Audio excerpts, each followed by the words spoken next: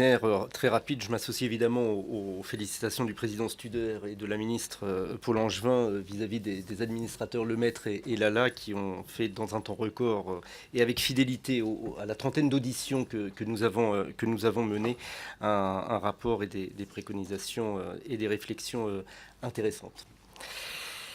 Toujours avec le sourire d'ailleurs.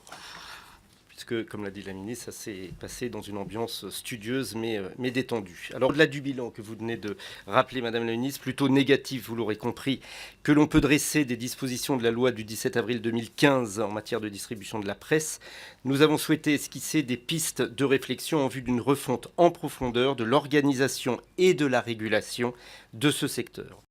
Celui-ci, on l'a dit, rencontre des difficultés structurantes qui exigent une réforme ambitieuse. Et cette réforme ne saurait se limiter à des mesures de court terme adoptées dans la précipitation pour les besoins du redressement de Presstalis. Donc il nous semble qu'il faut plutôt envisager la réorganisation de l'ensemble de la filière et de sa régulation sur les moyens et long terme. Nous formulons à cet égard 6 propositions et nous espérons qu'elles nourriront les réflexions engagées par le gouvernement depuis février dernier dans le cadre de son travail de concertation sur la réforme de la loi Bichet.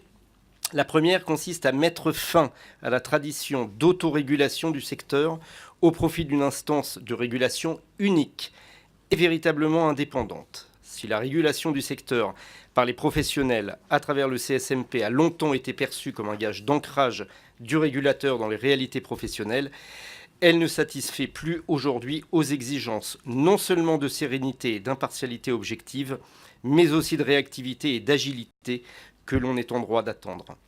En effet, nombreuses sont les personnes entendues au cours de cette mission qui ont dénoncé la culture de l'entre-soi porteuse de conflits d'intérêts qui régnerait au sein du CSMP. La composition de ce conseil, et notamment de son bureau, qui compte une majorité d'administrateurs de Presstalis, les petits éditeurs, en tout cas, rendraient sensibles aux intérêts aujourd'hui des gros éditeurs, rend les décisions au détriment de ceux des intérêts des petits éditeurs, mais aussi des dépositaires et des diffuseurs de presse. De l'aveu même des professionnels, il ne faudrait plus à l'avenir compter sur eux pour assurer une régulation efficiente de la distribution de la presse, tant leur modèle économique et leurs intérêts divergent fondamentalement. Un très large consensus, en revanche, se dégage sur la nécessité d'en finir avec le bicéphalisme moribond de la régulation de la distribution de la presse, de supprimer le CSMP et de renforcer les moyens d'une unique instance de régulation déprofessionnalisée qui pourrait être soit la RDP, soit, si cette dernière était supprimée, l'autorité de régulation des communications électroniques des postes, c'est-à-dire l'ARCEP.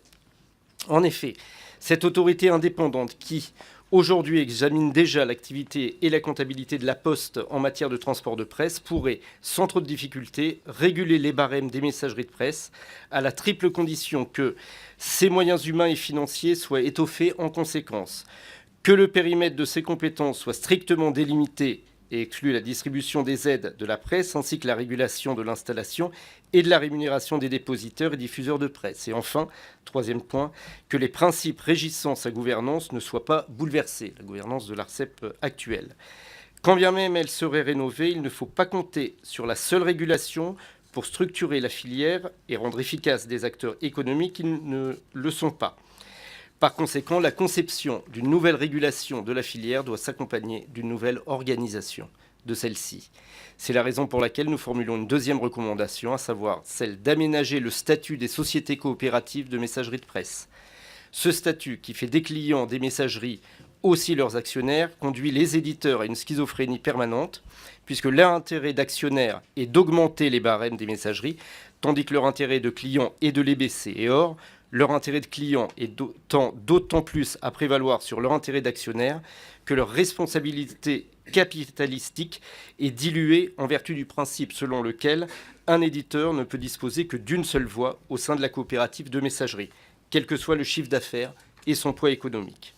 S'il faut assurément adapter le modèle coopératif au défi de l'évolution du marché de la presse vendue au numéro, il apparaît en revanche difficile pour l'heure d'envisager la fusion des deux messageries compte tenu des tensions importantes existantes. Il semble préférable à ce stade de les conforter dans leur stratégie de cession de leurs activités de dépositaires. Le protocole de conciliation homologué en mars dernier prévoit en effet la cession de 9 des 17 dépôts de Prestalis à des dépositaires indépendants. Pour ce qui concerne les marchands de journaux, nous esquissons 4 propositions qui tendent à desserrer l'étau qui contraint leur activité. Tout d'abord, compte tenu de la proportion élevée d'invendus et de l'encombrement des linéaires qui en résultent, il nous semble nécessaire d'assurer l'application effective des dispositions qui ont été introduites dans la loi Bichet en 2011 et qui permettent aux régulateurs de fixer, selon des critères objectifs et non discriminatoires, des conditions de plafonnement des quantités livrées au point de vente et d'assortiment des titres qui ne relèvent pas de la presse d'information politique et générale, les IPG. Faute de système informatique performant, la loi reste inappliquée alors que depuis 7 ans, elle autorise les marchands de journaux à ne plus recevoir l'intégralité des produits de presse non IPG. L'application effective de la loi permettrait en outre de limiter les trous de trésorerie que cause à ces marchands de journaux le système de facturation en vigueur dans le secteur de la distribution de la presse. Les diffuseurs de presse sont en effet d'abord facturés de l'intégralité des exemplaires que les éditeurs décident de leur livrer, et ce n'est qu'après retour des invendus, restitution des invendus, que les éditeurs leur remboursent les sommes trop perçues. L'avance de trésorerie ainsi consentie par des marchands de journaux est susceptible de les mettre en difficulté, alors que les modalités de distribution du Parisien, par exemple en Île-de-France, montrent qu'il est parfaitement possible de facturer directement le diffuseur de presse des exemplaires effectivement vendus et de lui restituer sa commission sur la vente à un rythme hebdomadaire. En complément de ces mesures, il serait bon, selon nous, en tout cas selon les rapporteurs, que la notion de produit de presse soit redéfinie dans un sens plus restrictif. Il est en effet quelque peu surprenant que près de 6000 références soient distribuées aux diffuseurs de presse quand la commission paritaire des publications et agences de presse ne reconnaît que 2500 titres comme produits de presse. Il serait également judicieux de faciliter, pour certains titres de presse à périodicité longue, une distribution directe des éditeurs aux diffuseurs de presse, comme cela se pratique par exemple chez nos voisins allemands. Sans doute faut-il en conséquence réfléchir aux moyens d'intégrer dans l'organisation de la filière de la distribution de la presse des acteurs logistiques comme Géodis. Ayons conscience cependant que la loi ne pourra pas tout. Il relève aussi de la responsabilité des acteurs de la filière de la distribution de la presse de prendre l'initiative de réforme. Ils ont montré qu'ils en étaient capables. Preuve en est que la restructuration des dépositaires, dont le nombre de mandats est passé de 2500 au début des années 80 à 63 aujourd'hui, s'est déroulée sans douleur par optimisation de leur organisation et de leur développement de synergie.